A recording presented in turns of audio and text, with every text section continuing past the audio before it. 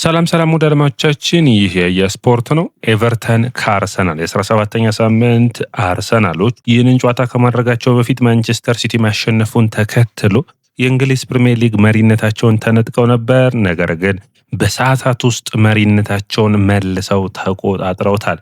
መድፈኞቹ 1-0 የዴቪድ ሞይስን ኤቨርተን ማሸነፍ ችሏል። ማሸነፋቸው ትልቅ እድል ነው። ቪክቶር ዮኬሬስ ወደ ጎል አስቆጣሪነት ተመልሷል። የሳሊባና የሂንካፔ ጥምረት ምንም አይነት ጎል ሳይቆጠርበት ወጥቷል። አስደናቂ የሆነ የአማካይ መስመር እንዲሁም ደግሞ የሊያንድሮ ትሮሳርድና የዙቢሜንዲ ፖል የመለሰባቸው አስገራሚ ድሎች በአጠቃላይ አርሰናል በእለቱ እንግዲህ ድሎችን ፈጥሯል።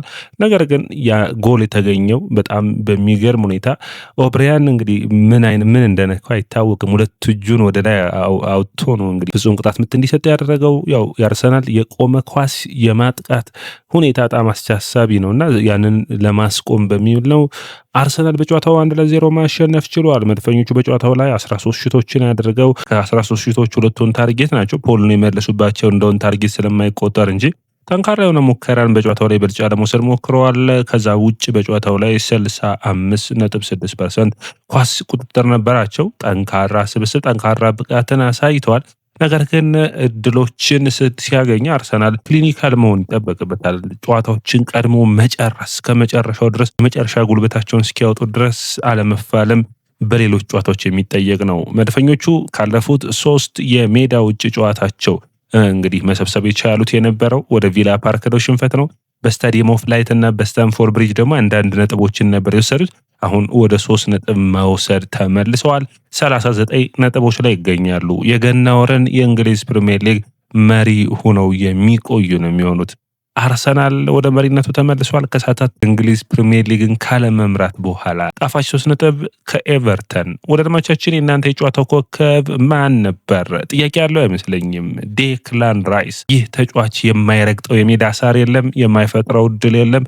ቡድኑን በወኔ ሁሉ ነገሩ ነው ለዚህ አርሰናል ራይስን የሚያጣ ከሆነ ብቻ ነው ይህ አርሰናል የሚቸገረው ብዬ የማስበው። በጣም አስደናቂ ፐርፎርማንስ፣ አስደናቂ ውጤት እንዲያመጡ አግዟቸዋል። አድማጮቻችን የእናንተን የጨዋታው ኮከብ ግምታችሁን አስቀምጡልን። እግር ኳስ በምንም አይነት ሁኔታ ውስጥ ማሸነፍ ቡድንን ይሰራል፣ መሸነፍ ነጥብ መጣል ዋጋን ያስከፍላልና አርሰናሎች ማሸነፋቸው የሚገባቸው ነው ብዬ አስባለሁ። በተለይ ኤቨርተን ይህ ነው የሚባል የማጥቃት አይነት ቅርጽን አልሞከሩም። እንግዲህ ሳሊባ በስህተት ፍጹም ቅጣት ምት የሚያሰጥ አጋጣሚ የተፈጠረበት ይመስል ነበር። ነገር ግን ዳኛው በቫርም ታይቶ እንግዲህ ፍጹም ቅጣት ምት እንደማያሰጥ ሆኗል። በአጠቃላይ ስለ ጨዋታው ስናነሳ የሚነሱ ነጥቦች አንዱ በጨዋታው ላይ ዴክላን ራይስ አስደናቂ ብቃቱን አሳይተዋል። በወጥነት የዚህ ተጫዋች ሚና በጨዋታው ላይ 114 ኳሶችን ነክቶ 10 ኳሶችን ቀምቶ 87% የተሳካ ኳስ አቃብሎ ከዛ ውጭ ትሮሳርድ አሲስት ያደረገው ኳስ እና ትሮሳርድ ፖሉ የመለሰበት አጋጣሚ በጣም የሚገርም ነበር። እንግዲህ ዮኬሬስ ወደ ጎል አስቆጣሪነቱ ተመልሷል።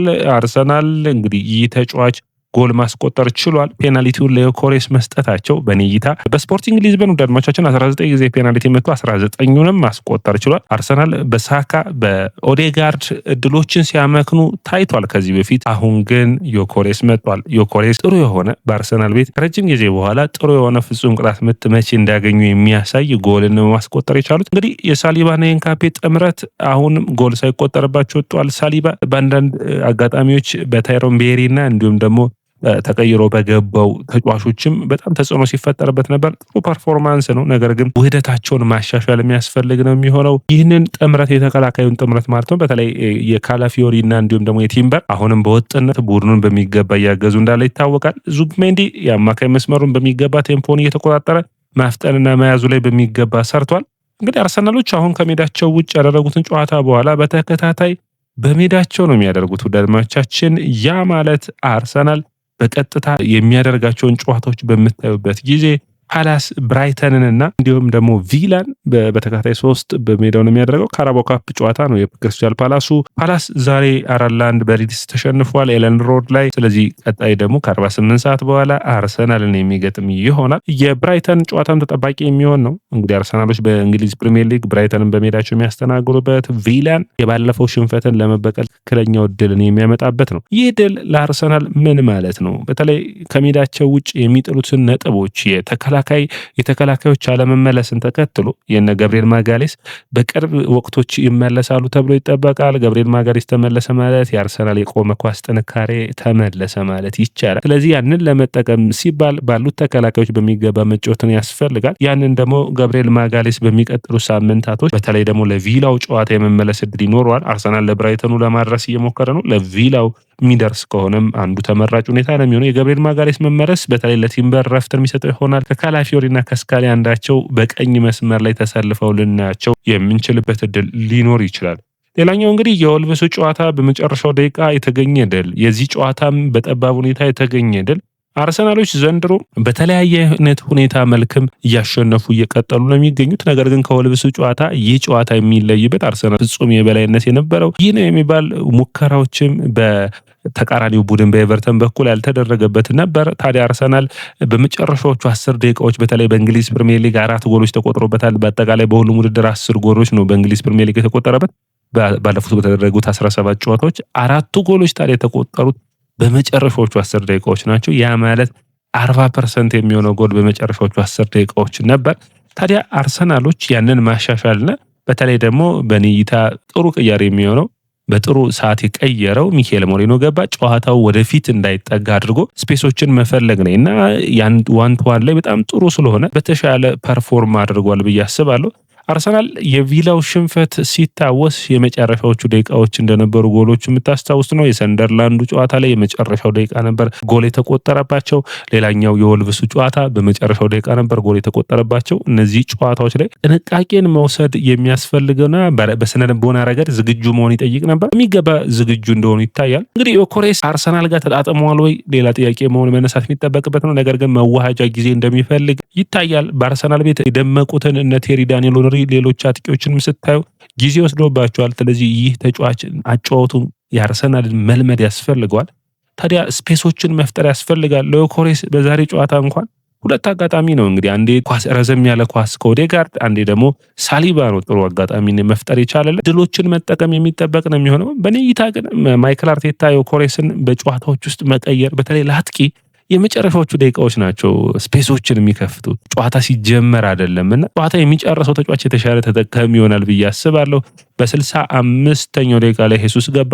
ሄሱስ እንደ ፎልስ ናይን ያገዘው ኳሱን ወደ ጎን እንዲወጣ አድርጎታል። በቡድኑ ውስጥ ሌላ አማራጭ መኖር በተለይ ሃቨርትስ ከሚመለስ ድረስ አስደሳች የሚባል ነውና በሚገባም አርሰናል ያንን እየተጠቀመ ይገኛል። ነገር ግን ማዱዌኬ ባለፉት ሁለት ጨዋታዎች ላይ ተቀይሮ አለመግባት፣ ኤዜን ቀይሮ አለማስገባቱ እንግዲህ አንዳንዴ የቡድኑን ሪትም ለማምጣት የሚመስል ነው። ነገር ግን የቡድኑ ሪትም ብቻ ሳይሆን አንዳንድ ተጫዋቾችን መጠቀም የሚያስፈልግ ነው። የክሪስታል ፓላሱ ጨዋታ በአርሰናልን በዚህ ረገድ የሚያግዘው ይሆናል ብዬ አስባለሁ።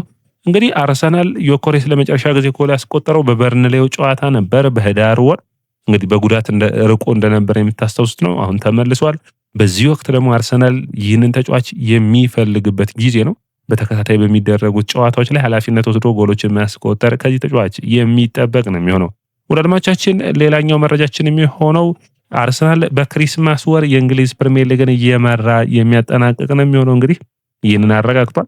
ያ ማለት ታዲያ ምን ማለት ነው ብለን በጠቃላይ በምናይበት ጊዜ አርሰናል በ2002 2003 በ2007 2008 በአርሰን ዌንገር ዓመት ሁለተኛና ሶስተኛውን የውድድር ዓመቱን ጨረሰ። ነገር ግን በገና ወቅት የእንግሊዝ ፕሪሚየር ሊግ መሪ ነበር። በማይክል አርቴታ ስር ደግሞ ለሶስተኛ ዓመት ነው እንግዲህ በተከታታይ ባለፉት እንግዲህ ታቻምና ማለት ነው ሁለቱን ዓመታት 22 23 ሲዝን 23 24 ሲዝን ላይ አርሰናል ሁለተኛ ሆኖ እንዳጠናቀቀ ይታወቃል። በገና ወቅት እየመራ ነበር። ማንቸስተር ሲቲ በልጫ ወስዶበት ነበር የውድድር ዓመቱ ሲጠናቀቅ። በ25 26 በዘንድሮ ውድድር ዓመት ሁለተኛ ሆኗል። እውነት የእንግሊዝ ፕሪሚየር ሊግን ታዲያ መድፈኞቹ ማንሳት ይችላሉ ወይ የሚለው እንግዲህ ትልቅ ጥያቄ ሆኖ መነሳት የሚጠበቅበት ነው። አርሰናል ግን እንደ ቡድን በእኔ እይታ በጨዋታው ላይ ጥሩ ተተን በማጥቃቱ ረገድ ጠንካራ አልነበረም። ያ ብቻ ግን አይደለም። አርሰናል አሁን ባለፉት ጨዋታዎች ላይ ከ25 ጨዋታዎቹ ደድማዎቻችን አርሰናል 25 ጨዋታ አድርጎ በሚገርም ሁኔታ እንግዲህ 2 ሽንፈቶችን 3 አቻዎችን ብቻ ነው ያጋጠመው። 20 ድል ማድረግ ችሏል በሁሉ የውድድር አይነቶች። እንግዲህ ዲክላን ራይስ አንዱ መነሳት የሚጠበቅበት ነው። ሌላኛው መነሳት የሚጠበቅበት ሳሊባ ጥሩ ብቃት ነው። ነገር ግን ፋውሉ በተለይ የአጋጣሚው ነገር በጣም ጥንቃቄ መውሰድ የሚጠበቅበት ይመስለኛል። በአንዳንድ ሁኔታዎች ላይ ድልና ለመስጠት የሚያስፈልግ ነው የሚሆነው። እንግዲህ አርሰናልና ሲቲ 25 የጎል ክፍያዎች ይኖሩታል። አርሰናል 21 ይኖረዋል። ስለዚህ ጎሎችን ማያስቆጠር በተለይ በዋንጫዎችን ልታሸንፍ ጥረቶች ላይ ለዮኮሬስ ክፍት እድሎችን መፍጠር ከአርሰናልና ከአማካይ መስመሩ የሚጠበቅ ይሆናል ብዬ አስባለሁ።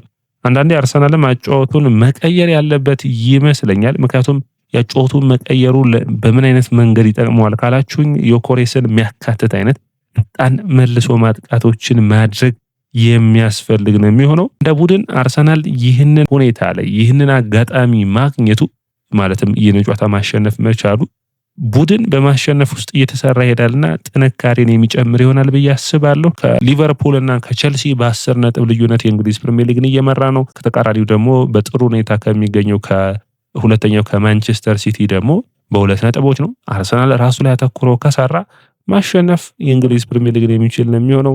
በተለይ ሁለተኛው አጋማሽ ደግሞ ከ19ኛው ሳምንት በኋላ ጠንካራ ፉክክርን የሚደረግ ነው የሚሆነው። ነገር ግን አርሰናል የራሱ የሆነ የአጨዋወት ስታይልና የራሱ የሆነ ታክቲኮችን እየተጠቀመ እንግዲህ ውጤታማ እንደሆነ እንደቀጠለ ነው። ማይክል አርቴታ ግን የሳምንት እረፍት በኋላ የተመለሰው አርሰናል የሆነ ውጤት ማምጣት የሚያስፈልገው ነበር። ያንን ማሳካቱ ጥሩ የሚባል ነው ብዬ አስባለሁ። እንግዲህ የነ ሃቨርትዝ የነ ገብርኤል ማጋሌስ መመለስ ደግሞ ስብስቡን በሚገባ ያጠናክሯል። ሃቨርትዝ መመለሱ የአማካይ መስመሩን እንዲሁም የአጥቂ መስመሩንም ያጠናክር ነው የሚሆነው። ውድ አድማጮቻችን ይህ ያያ ስፖርት ነው። ያያ ስፖርትን ላይክ፣ ሼር፣ ኮሜንት፣ ሰብስክራይብ ማድረጋችሁን አትርሱ።